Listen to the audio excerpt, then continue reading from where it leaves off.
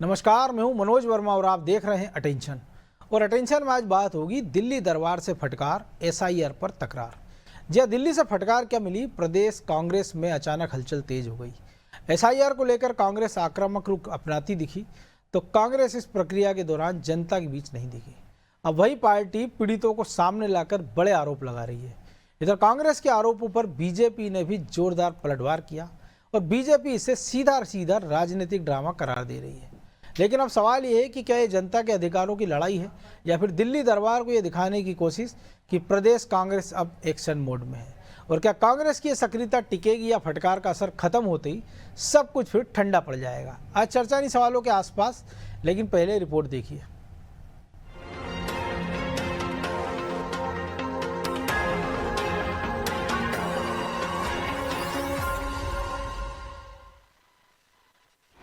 दिल्ली दरबार में नंबर बढ़ाने की रेस।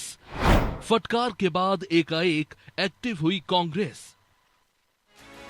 दिल्ली में राहुल गांधी के साथ हुई बैठक और बैठक में प्रदेश कांग्रेस नेताओं को मिली फटकार के बाद एमपी कांग्रेस में एकाएक गतिविधियां तेज हो गई।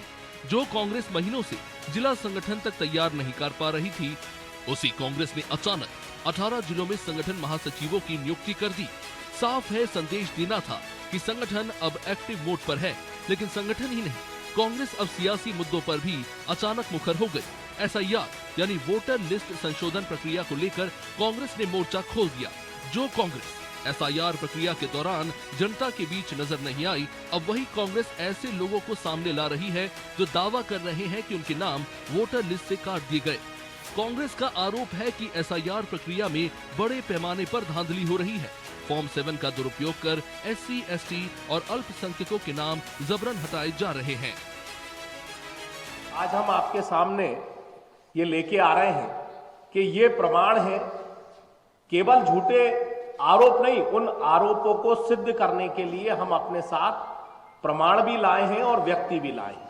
भोपाल में जितने विधायक हैं और जो भारतीय जनता पार्टी के नेता हैं, इन्होंने सीधे एसडीएम ऑफिस में लिफाफा बनाकर भारतीय जनता पार्टी के मंडल और नीचे के कार्यकर्ताओं से झूठे सिग्नेचर कराकर, खासकर माइनॉरिटी, एससी, एसटी ऐसे लोगों के खिलाफ जो, और कांग्रेस का जो वोटर है उसको चिन्हित कर कर वोटर लिस्ट पे फॉर्म 7 भरकर झूठे बंच जो है एसडीएम कार्यालय में पहुंचा। एक दिन पहले ही पीसीसी चीफ जीतू पटवारी और पूर्व मंत्री सज्जन सिंह वर्मा कथित गड़बड़ी करने वालों के खिलाफ एफआईआर दर्ज कराने थाने पहुंचे थे। पटवारी ने ऐलान किया कि पूरे प्रदेश में ऐसे मामले दर्ज कराए जाएंगे। लेकिन कांग्रेस की इस अचानक आई सक्रियता पर बीजेपी ने तीखा पलटवार किया। मुख्य मुद्दा यह है कि चुनाव आयोग का जो विषय है उसको चुनाव आयोग के सामने रखना चाहिए। गैम्बलिंग करना और फोटो अपॉर्चुनिटी के लिए न्यूज बनवाने की कोशिश करना, इसका कोई बहुत औचित्य नहीं। कुल मिलाकर तस्वीर साफ है। राहुल गांधी की फटकार के बाद प्रदेश कांग्रेस के नेता अब संगठन, आंदोलन और आरोपों के जरिए दिल्ली दरबार में अपने नंबर बढ़ाने की जद्दोजहद में जुटे हैं।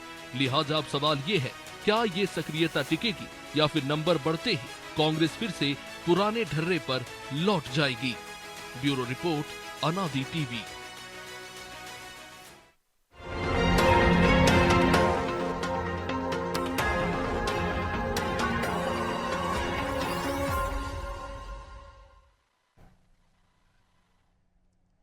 तो इसी पर चर्चा करने के लिए हमारे साथ जुड़ गए वरिष्ठ पत्रकार चैतन्य भट्ट और हमारे सहयोगी ब्रजेश चौक से। बहुत स्वागत है चैतन्य जी आपका।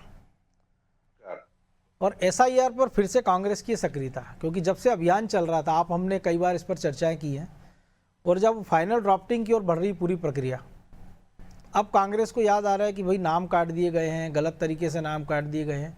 और ये आरोप तो खैर वो पहले दिन से लगा रहे थे, लेकिन अब वो 2-4 लोगों को सामने लेकर आ गए। कल उन्होंने कहा कि पहले इंदौर में राजेंद्र नगर थाने में गए कि एफआईआर कराने कि साहब ये गलत तरीके से नाम काट दिए गए, और 40 लाख वोटरों के नाम कटर। भोपाल में प्रेस कॉन्फ्रेंस करती कांग्रेस, एक आदमी को पेश करती कि साहब इनका नाम गलत तरीके से काट दिया गया है।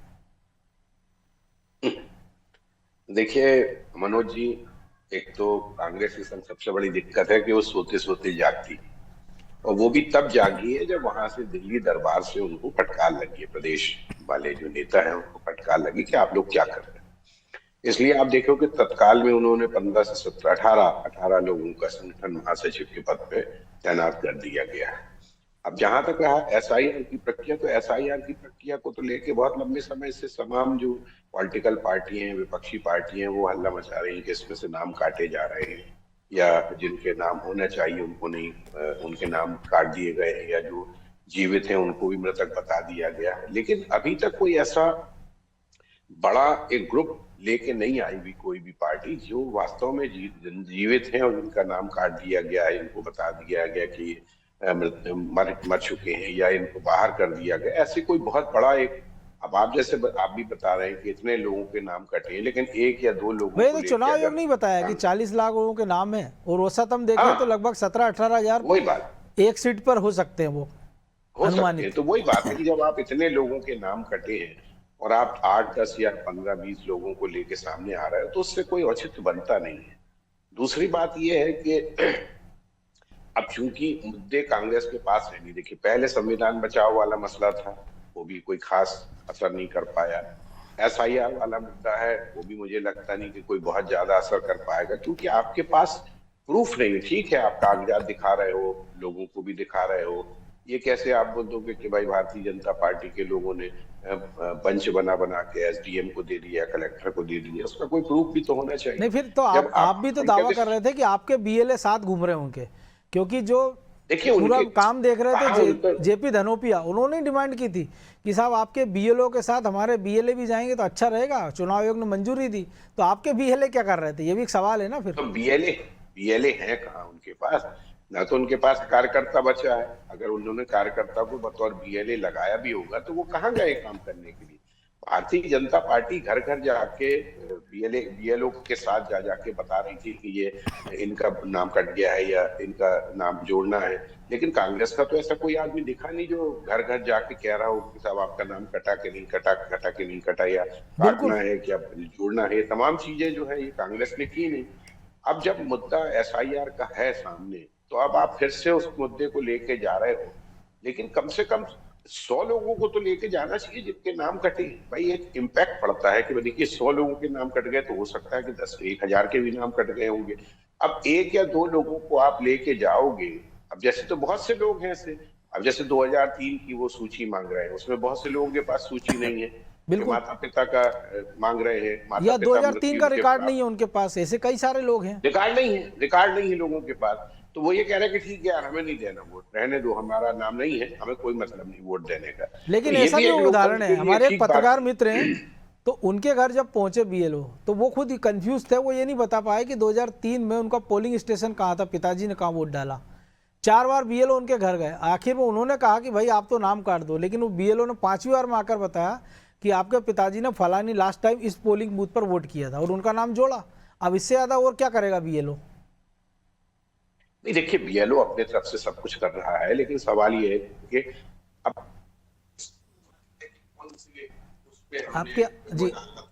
आपकी आवाज नहीं आ पा रही। 15 साल 20 साल पुरानी बात, कौन से हमारे पिताजी ने कौन से उसमें वो डाला था, हमें तो नहीं लगता कि ऐसा कोई व्यक्ति याद कर सकता है।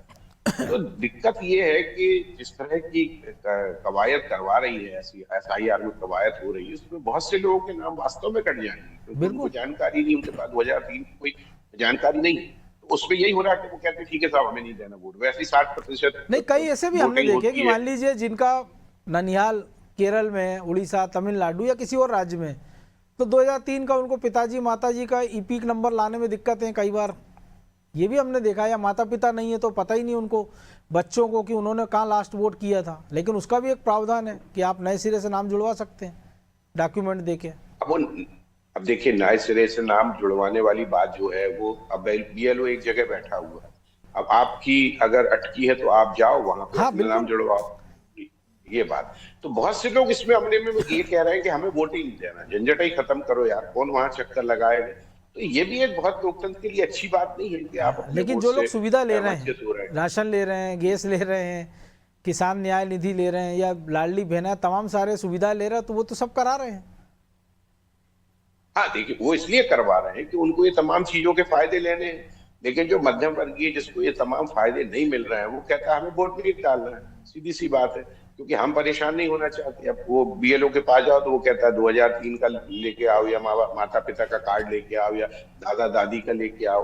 अब उनको बच्चों को नहीं मालूम कि कहाँ पर हमारे दादा दादी ने या हमारे माता पिता ने कहाँ वोट डाला था, तो उसमें उनका नाम कट रहा है। तो वो ये कहते हैं कि ठीक है हमें नहीं नाम वोट डालना है, हमें कोई जरूरत नहीं है वोट डालने की। अगर इतनी परेशानी है, सरकार को हमारा वोट नहीं चाहिए, तो ठीक है कोई बात नहीं। लेकिन सवाल यही बात है कि ये एक अच्छी चीज नहीं है। अगर बीएलओ अपनी तरफ से प्रयास करे, जैसा आपने भी बताया कि आपके पत्रकार मित्र का बीएलओ अपनी तरफ से प्रयास करता 2-2, 3-3 बार जा रहा है, तो थोड़ी बहुत मेहनत वोटर को भी करना चाहिए कि भाई देखिए लोकतंत्र में वोटर वोट को देने जो का राजनीतिक दल 5 साल में एक बार वोट लेने खड़े हो जाते हैं, कुछ मेहनत वो भी कर लें उस वोटर के लिए। नहीं तो भारतीय जनता नहीं, पार्टी वही के तो लोग कह रहे तो कांग्रेस कुछ नहीं करना चाह रही, लेकिन आरोप कांग्रेस लगा नहीं देती कर, है। देखिए कांग्रेस को कुछ नहीं करना है, वो तो ठीक है जैसा यथास्थितिवादी वो एक वो है कि हम जैसे हैं ठीक है, थोड़ा बहुत उछल कूद कर लेते हैं, लेकिन वो कुछ उससे फर्क पड़ता नहीं है कांग्रेस को, क्योंकि उनके पास लेकिन ब्रजेश जी, कार्यकर्ताओं की जो चेतन जी भी कहा, हम देख रहे हैं जो कांग्रेस की आपत्ति फॉर्म 7 की बात है, उसका नियम ये है कि कोई भी जो पंजीकृत वोटर है वो नाम हटाने के लिए किसी का भी फॉर्म 7 दे सकता है। बीएलओ जाके उसकी जांच करेगा पहले कि वो उस पते पर रहता है कि नहीं रहता है। इसके बाद एक नोटिस दिया जाता है उसको राज्य निर्वाचन आयोग की ओर से कि भाई आपका नाम काटा जा रहा है, वो ताकि आप अपना पक्ष रखें। इन केस की अगर उस वोटर की मृत्यु हो गई तब तो कोई सवाल ही नहीं उठता है। और अंतिम निर्णय जो ईआरओ इलेक्शन रजिस्ट्रेशन ऑफिस है वो सब तथ्य जांच के उसकी अनुमति देता है। तो ये जो कांग्रेस आरोप लगा रही कि साहब एक आदमी ने 75 नाम दे दिए, 100 नाम दे दिए, नाम काट दिए जाएं, तो वो ये भी तो बताया कि भाई इस आदमी के नाम काटने का आवेदन दिया गया था, इसका नाम काट दिया गया, इसको कोई नोटिस नहीं दिया गया, इसकी कोई सुनवाई नहीं हुई है, और ये आदमी ये खड़ा है वोटर, तब तो समझ में आए। केवल आपने कह दिया कि साहब वो नाम काट दिया और ये एक आदमी आपने खड़ा कर दिया, भाई प्रोसेस तो पूरा फॉलो करोगे ना। देखिए मनोज जी, दो बातें हैं कि 40 लाख लोगों के नाम तो कटे हैं, ये बिल्कुल सही है। और हर विधानसभा में यदि हम देखें 230 विधानसभा है मध्य प्रदेश में, तो 17,000 से अधिक लोगों के नाम कटे हैं। निश्चित तौर पर उसमें किसी की मृत्यु हुई होगी, किसी का स्थानांतरण होगा, कोई कहीं और शिफ्ट हो गया होगा, चाहे मकान बदल लिया हो, चाहे किसी की शादी हो गई हो, किसी दूसरे राज्य में चला गया हो, विभिन्न कारण होंगे, तमाम कारण होंगे। और जो कारण सामने आ रहा है कि लोगों के नाम कटवाए भी गए हैं, जो फॉर्म 7 नंबर की बात कर रहे हैं। भोपाल में ऐसा उदाहरण आया, पुलिस लाइन से एक हवलदार के नाम से किसी ने फॉर्म भर दिया कि साहब फला व्यक्ति यहाँ नहीं रहता है, इसका नाम काटा जाए वोटर लिस्ट से। उसकी बाकायदा तस्दीक की गई बीएलओ के द्वारा, निर्वाचन अधिकारी के द्वारा। तो जब उनको बुलाया गया तो उन्होंने कहा साहब मैंने ऐसा कोई फॉर्म नहीं भरा और मेरा साइन नहीं है, मैं वही तो उसका नाम नहीं कटा। प्रोसेस है, तो प्रोसेस तो पूरा हो रहा है ना, नाम कटे हैं। अब एक तरफ कांग्रेस कह रही है कि साहब SC ST और अल्पसंख्यकों के नाम काटे जा रहे हैं, उनके ही वोटर के नाम काटे जा रहे हैं। तो इसमें भी हुआ कि और अल्पसंख्यकों के भी नाम कटे होंगे, उसमें SC ST के भी नाम 40 लाख में तो सभी होंगे, सवर्ण होंगे, OBC आप देखिए SC ST हाँ होंगे। ये भी हम मान सकते हैं कि चलिए कि बीजेपी वाले नाम जुड़वा रहे हैं, तो निश्चित तौर पर बीजेपी के BLA सक्रिय हैं, वो जाते होंगे, उनका जो वोटर होगा उसको जुड़वा देते होंगे। तो मुस्लिम का तो वोटर जुड़वाएंगे नहीं। सुनिए तो कि मुख्यमंत्री सहित तमाम सारे मंत्रियों के इलाके से बड़े कटे, वोटर कटे। हाँ, लेकिन वो भी चिंतित हैं कि नाम कटे हैं, चिंता वो भी कर रहे हैं, लेकिन वो जा रहे हैं, उनका BLA जा रहा है, उनकी पार्टी के कार्यकर्ता लगे हुए हैं कि भाई नाम कटे वो जुड़ जाएं। तो चिंता कर रहे हैं वो अपने वोटर की, वो जाते होंगे क्योंकि उनको पता है हर घर से वो संपर्क में हैं, उनके पन्ना प्रमुख हैं, तो वो जानते हैं कौन उनका वोटर है, कौन उनका वोटर नहीं है। तो ये भी तय है कि यदि बीजेपी का कार्यकर्ता किसी मोहल्ले में गया होगा, कोई अमीन भाई होंगे, कोई सलीम भाई होंगे, तो उसका नाम नहीं जुड़वाएगा वो, ये भी तय है। क्यों जुड़वाएगा वो, उसको वोटर है नहीं है, तो उनको पता है कि उनका वोटर कौन है, तो जुड़वाएगा। लेकिन ये कहें कि SC ST वाले का नाम नहीं जुड़वाएगा, तो इसमें मुझे डाउट है, क्योंकि वो उनका भी वोटर हो सकता है, वो कांग्रेस का भी वोटर हो सकता है। बिल्कुल। तो आप ये देखिए कि सिर्फ कांग्रेस क्या कर रही है, एक नैरेटिव सेट कर रही है। यदि आपके एक क्षेत्र में विधानसभा में 17,000 वोटर कटे, आपके पास लिस्ट है भाई 17,000 नहीं, तो आप चले जाइए ना, आपका वोटर, आपने भी तो बूथ बनाया ना, आपने भी तो बूथ, एक बूथ पर 10 यूथ खड़े किए ना। आप कह रहे हो ना हमारे BLA हैं, तो आपके BLA के पास भी लिस्ट होगी कि 17,000 है। भाई आप मत जाइए पंडित जी के यहाँ, मत जाइए, आपको लगता है कि बीजेपी का वोटर है, आप वहां तो जा सकते हो ना, सलीम भाई के यहाँ, कलीम भाई के यहाँ, वहां तो जा सकते हो ना, कि भाई जो कह रहे हो आप SC ST आदिवासी का काट रहे हैं, वहां चले जाइए, छांट लीजिए ना उसमें से, जाइए तो 10 आप ले आइए कि साहब इनके नाम कटे हैं, आपको पता चल जाएगा सच्चाई क्या है। लेकिन सच्चाई जो है, जो बीजेपी भी जानती है, कांग्रेस भी जानती है, बिल्कुल सच्चाई से इतर आप बात करो सामूहिक रूप से कि 40 लाख नाम काट दिए हैं और साहब अब उनको जोड़ा नहीं जा रहा, वो SC ST अल्पसंख्यक है। आप सिर्फ एक नैरेटिव सेट करना चाह रहे हो। पहले आपने नैरेटिव सेट क्या किया था कि फर्जी वोटर जुड़वाए गए पिछले चुनाव में, फर्जी वोटर जुड़वाए गए हैं, उनसे इन्होंने वोट चोरी करके हमारा वो सत्ता में आ गए हैं और हम बाहर हो गए। अब वही वोट चोरी करके मतलब वोट जुड़वा के एक पार्टी सत्ता में जा रही है और फिर एक पार्टी से ये भी डर है आपको कि वो वोट कटवा के भी चली जाएगी। तो मतलब दोनों चीज नहीं हो सकती ना, या तो उन्होंने जुड़वाए होंगे या फिर वो कटवा रहे हैं। तो भाई कुछ तो है, यदि जुड़वाए होते तो फिर कटवाते क्यों? और कटवा रहे हैं तो फिर जुड़वाए तो उन्हीं ने है ना, किसका कटवा रहे हैं? तो ये जो एक नैरेटिव सेट करने की और ये नाम कोशिश है। जोड़ने काटने की प्रक्रिया तो साल में 2 बार पैसे भी निर्वाचन आयोग करता ही 9 है। बार हो चुकी है, कांग्रेस शासन में अधिकांश बार हुई है। क्या ऐसे आरोप आप पश्चिम बंगाल में लग रहे हैं? वो समय की मांग कर रहे हैं, वो भी जुड़वा रहे हैं ना, उनके पास संगठन है, आपके पास संगठन नहीं। चुनाव आयोग ने सभी तो बढ़ाई ना तारीखें, हाँ, कहीं और अब 15 दिन कहीं अब हफ्ते क्या पर। है, कांग्रेस के नेता जो है मध्य प्रदेश के भी तमाम बड़े नेता भी हैं, वो हकीकत जानते हैं कि इसमें कोई दम नहीं है इस तरह के आरोपों में।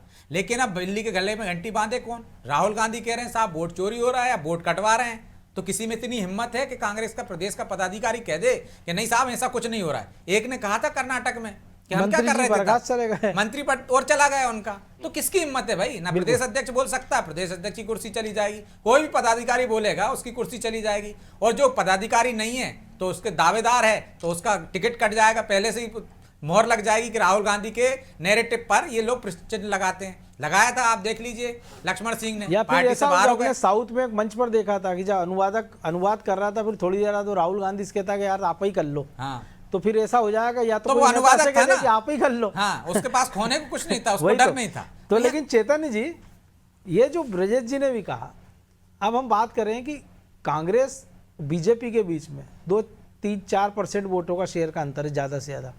उन 40 लाख में 4000 तो कांग्रेस के कार्यकर्ता होते, 40,000 नहीं सही, 4000, 400 वो कम से उनके नेता, मंडल अध्यक्ष, ब्लॉक अध्यक्ष, बूथ अध्यक्ष, जिला अध्यक्ष, प्रदेश उपाध्यक्ष, महामंत्री, क्योंकि उनके बाद तो कार्यकर्ताओं से ज़्यादा नेताओं की फौज है। वो आके खड़े हो जाते हैं कि भाई साहब ये मेरा नाम है, ये मेरा पोलिंग बूथ है, ये मेरा BL होता है, ये मेरा नाम काट दिया गया है। देखिए, अगर ये आरोप लगा रहे हैं कि भारतीय जनता पार्टी के नेता जो है वो लोगों के नाम कटवा रहे हैं या नाम जुड़वा रहे हैं, तो आप क्या कर रहे हो भाई? आपका भी तो वही काम है कि आप अपने वोटर का नाम जुड़वाओ या नाम जिनका कट रहा है उनको सामने लेके आओ और उनका नाम जुड़वाओ। वो आप कर रहे हैं बैठ ना, के थाने सिर्फ जा रहे हैं, चला चिल्ला रहे हैं कि वोट काट रहे हैं, वोट काट रहे आप हैं। सिर्फ जाके मुंह चला रहे हो और कुछ काम नहीं कर रहे हो। मैं तो आज तक जबलपुर शहर में ऐसा कोई कांग्रेस का लीडर दिखा नहीं जो घर घर जाके पता लगा रहा होगा कि साहब किसका नाम कट गया है, किसका नाम नहीं कटा है। अगर भारतीय जनता पार्टी अपनी तरफ से प्रयास कर रही कि हम हमारे जो वोटर हैं वो हमारा उनका अगर नाम कट गया है तो हम उनका नाम जुड़वा दे, या जैसा आरोप कांग्रेस लगाती कि ये नाम जुड़वा देते हैं, तो भाई आपका भी तो वही काम है ना, आपको भी तो चुनाव लड़ना, आप भी एक पॉलिटिकल पार्टी हो। अगर आपके ही ज्यादा से ज्यादा वोटर कट रहे हैं तो आपको तो चिंतित होना चाहिए कि भाई हमारे वोटर क्यों कट रहे हैं। और जब दूसरी आपको बात ये जो पता है ये मेरा ही वोटर है, तो उसकी चिंता कर लो कम से कम, भैया अगली बार तुम तो मुझे वोट जब डाल आप कह देना। रहे हो कि SC ST और अल्पसंख्यक के वोट काटे जा रहे हैं, भाई 40 लाख में से कितने ऐसे SC और ST होंगे? सभी लोगों के नाम कट रहे हैं, उसमें कोई ऐसा देख देख के थोड़ी काट रहा है कि भाई ये लोधी है या ये भट्ट है या ब्राह्मण है या चौकसे जी है या मनोज वर्मा, ऐसा नाम तो नहीं कट रहा है। जिनके कार्य जिनको हो नहीं पा रहा, जिनकी जानकारी पा रही के नाम काटे जा रहे हैं। जब उनके नाम काटे जा रहे हैं फिर निश्चित तौर पे ये जो आरोप लगा रही है कांग्रेस, ये मुझे नहीं लगता कि कुछ ठीक ठाक आरोप लगा रही है। आरोप लगाना अलग बात है और उस पे आप प्रूफ लाना एक अलग बात हो जाती है। आरोप तो आप कुछ भी लगा सकते हो किसी व्यक्ति। भारतीय जनता पार्टी में तो देखिए वैसे भी पॉलिटिकल पार्टी एक दूसरे पे तो आरोप लगाती है, वो कोई बड़ी नई बात नहीं है। चूंकि भारतीय जनता पार्टी लंबे समय से सत्ता में है, इसलिए कांग्रेस को लगता है कि गड़बड़ सत्ता में आ जाती है। पहले जो इसकी बात होती थी कि EVM में गड़बड़ी है, तो वो भी खत्म हो गई है बात। आपकी भी कोई जानकारी दे के नहीं आ पाए कि भाई कैसे EVM में गड़बड़ी हो रही है। तो ये जो बातें हैं ये कहने की हैं। लेकिन एक चीज की तो दाद देनी चाहिए कांग्रेस की, भट्ट साहब, है कि कांग्रेस खुद को अपग्रेड नहीं कर पा रही हो, लेकिन वो बहाने अपग्रेड करती रहती है कि लाडली बहना, फिर EVM, फिर वोट चोरी। तो ये इस मामले में तो वो अपग्रेड होती रहती है। ये बात तो सही है कि देखिए जब आदमी हारता है तो फिर उसको कोई ना कोई एक बचाव का साधन तो होना चाहिए ना। अपनी कमजोरी कैसे बात, लेकिन ये तो एक ही हार में 4-5 साधन ढूंढ लेते हैं। हाँ, वो ढूंढ लेते हैं भाई कि 23 में हमारे दल नतीजा है, कमजोरी बोले है, लाडली हमारा बहना ने हरा दिया, फिर संविधान खतरे में आ गया, फिर 24 आते आते उन्होंने ये कहा बात कि तो खैर ईवीएम में गड़बड़ी थी। ये तो सही, ये तो निश्चित तौर पे सही बात है कि लाडली बहना से भारतीय जनता पार्टी को बहुत फायदा हुआ, और इसलिए तमाम जो प्रदेश है वो इस तरह की नीतियों को अपना रहे हैं। ये अलग बात है कि उनके बजट का भट्टा बैठा जा रहा है, लेकिन जो वो तो अभी समझ में आर्थिक आ गई सर्वे कि में आप आया, सब- केंद्र सरकार का जो सर्वे परसों आया हाँ, उसी में कहा गया है। बिल्कुल आया है कि राज्यों की स्थिति बहुत खराब हो रही, लेकिन अब अभी चूंकि 5 एक राज्यों के बार चुनाव है, हो आपने- सकता है इससे ज्यादा रेवड़ियां बढ़ते, हम अभी देख लेंगे। 100% बढ़ेंगे, क्योंकि उनको समझ में आ गया कि नहीं, लोगों को पैसा दो, वोट खरीद लो, सीधा सीधा रिश्वत वाली बात है। हाँ, पहले इनडायरेक्ट लेकिन ये लेते थे बात कि भी रात सही में है। पैसा देते थे, अब खाते में दे रहे अब हैं। डायरेक्ट ले रहे हैं, अब डायरेक्ट ले रहे हैं। लेकिन वो भाई जेब से पहले देते दारू थे ना, बनते थे, यहाँ तो कम सरकारी बनवाते थे, खजाने ये की सब बैंड होती- बजा रहे हैं। हाँ, तो ये जो ब्रजेश जी कह रहे हैं वो पहले था कि सरकारी खजाने से दे रहे हैं, अब तो अब सबका सामूहिक हाँ। योगदान है उसमें। पहले जो उम्मीदवार था उसका योगदान रहता था, अब तो आपका हमका सब टैक्स नहीं, पेयर अब का तो योगदान है। सरकारी। लेकिन भाई, ब्रजेश जी किसी केवल ये पार्टी जो की गोल जेब पोस्ट चेंज कर देती कांग्रेस राहुल गांधी के कहने बार बार कि अचानक से एसआईआर पे जाती, संविधान पे जाती, फिर अचानक उनको कहते हैं भैया बीवी राम जी पे करना है कुछ, वो उस पर शिफ्ट हो जाते हैं। फिर वो फसलों की चिल्लाने लगते हैं, जब तक भावंतर योजना आ जाती है उस पर शांत होते हैं, तो राहुल गांधी जब तक तीसरा मुद्दा ले आते हैं। अब हो सकता है एसआईआर चिल्ला रही और कल तक कोई नया एक आदेश है राहुल गांधी का कि भाई इस पे करना है। तो ये जो कांग्रेस के संग संकट है, दिक्कत तो वही है मनोज जी, हम कह रहे हैं कांग्रेस एक्टिव हो गई साहब फटकार के बाद, लेकिन एक्टिव हो गई तो दिशा कौन सी है आपकी? सही दिशा नहीं पकड़ोगे तो एक्टिव होने से कुछ मतलब नहीं है। एक स्टूडेंट रहता है साल भर, वो यदि किताब लेकर जोर जोर से घर वालों को ये सुनाने के लिए पढ़ता रहे, और हालांकि मन है नहीं उसका, कभी कुछ पढ़ रहा है, कभी हाँ भाई बहुत मेहनत कर रहा है, लेकिन सही चीज़ पढ़ ही नहीं रहा है, सही सवालों पर सही ध्यान दे ही नहीं रहा है, वो उस पर फोकस ही नहीं कर रहा है। यहाँ तो उल्टा है ना, लेकिन लास्ट टाइम पे उसको पता चलता वो तो किताब ही दूसरी पढ़ के हाँ, आया है। किताब ही दूसरी पढ़ के आया है। तो कांग्रेस का हाल वैसा ही है। फिर वो कहते हैं कि फेल हो गया, जो आप कहते हैं नया नया नैरेटिव करता है, तो कहते हैं साहब बिजली चली गई थी, वो गर्मी ज़्यादा थी, घर में मेहमान आ गए थे, शादी ब्याह था, तमाम तरह के जैसे बहाने बनाए जाते हैं ना, वैसे ही बहाने कांग्रेस बनाती है जब फेल हो जाती है कि साहब ईवीएम में दिक्कत थी, लाडली बहना आ गई थी, हमारे संगठन में गुटबाजी थी, वो तो स्वीकार नहीं करेगी। अब हालांकि हम देख रहे हैं कि उनके प्रदेश प्रभारी कह रहे हैं कि साहब अनुशासन नहीं है पार्टी में, राहुल गांधी के सामने कह रहे हैं, खड़गे जी के सामने कह रहे हैं, वो चुप्पी साध रहे हैं। उनका वो 4 नेता मध्य प्रदेश के, चीफ उसमें भी वो कह रहे हैं कि अनुशासनहीनता, पीसीसी चीफ कह रहे हैं कि साहब कैंसर है गुटबाजी का, और पीसीसी चीफ वहां स्वीकार कर रहे हैं कि हाँ कुछ थोड़ी समस्या है। अरे भाई कितने लोगों में समस्या, कितने लोग बैठे थे वहां पे? दिग्विजय सिंह बैठे थे, नेता प्रतिपक्ष बैठे थे, जीतू पटवारी बैठे थे, कमलेश्वर पटेल बैठे थे, गिन 4 लोग, और 5 में प्रदेश प्रभारी। अब 5 लोगों में तालमेल नहीं है तो फिर भगवानी मालिक है ना भाई उनका, कि 5 तो एकजुट हो जाते कम से कम। फिर छठवा कुछ कहता तो आप उसको किनारे कर सकते थे। एक अरुण यादव तो घर बैठे ही हुई है, कमलनाथ तो आप देख ही रहे, 258 लोगों को उन्होंने पदाधिकारी बनवा लिया। तो आप देख रहे हैं उनके पास कार्यकर्ता नहीं, 258 पदाधिकारी हैं, वो पदाधिकारियों को भेज दें एक एक बूथ पर तो 258 बूथ की जानकारी ले आएंगे। संकट दूसरे तरह का है ना, क्योंकि हमने देखा कि जब बिहार के नतीजा आया इसके बाद जो उम्मीदवार जीते थे उन सबको दिल्ली बुलाया गया था। जब राहुल गांधी कमरे में आए तो उन्होंने पूछा बाकी उम्मीदवार कहाँ, जो जीते हुए कैंडिडेट कहाँ हैं, तो फिर अल्लाह वेरू ने कहा कि साहब इतने ही हैं। तो जिस नेता को ये नहीं पता है कि इतने बड़े राज्य में जहाँ वो 45 दिन घुमा है उसमें 6 सीटें मिली हैं, और उसके बाद वो पूछ रहा कि बाकी के लोग कहाँ हैं, तो उससे अंदाज लगा लो कि फिर कांग्रेस कहाँ जा रही है। बहरहाल वक्त इतना ही था, बहुत धन्यवाद चेतन जी आपका। तो कांग्रेस को दिल्ली दरबार से फटकार लगी और एसआईआर पर उनकी तकरार शुरू हो गई, लेकिन सवाल यह है कि ये तकरार कब तक बढ़ेगी और कहाँ तक बढ़ेगी, क्योंकि कोई भरोसा नहीं कांग्रेस में। क्योंकि जब तक हम ये डिबेट खत्म करें हो सकता कोई नया फरमान आ जाए और सारे कांग्रेसी फिर उस फरमान के पीछे दौड़ने लग जाए। लेकिन सबसे बड़ा सवाल यही है कि जब एक मुद्दा आपने शुरू दिन से पकड़ा है तो फिर उसको पहले दिन से आपको गंभीरता से लेना होगा। ऐसा नहीं होगा कि जब उसका पूरा परिणाम निकल जाए, उसका अंजाम तक आप पहुँच जाएँ और फिर उसके आप शुभारंभ पे आप जाएँ। तो अटेंशन में आज इतना ही, मुझे दीजिए इजाज़त और आप देखते रहिए अनादि टीवी। नमस्कार।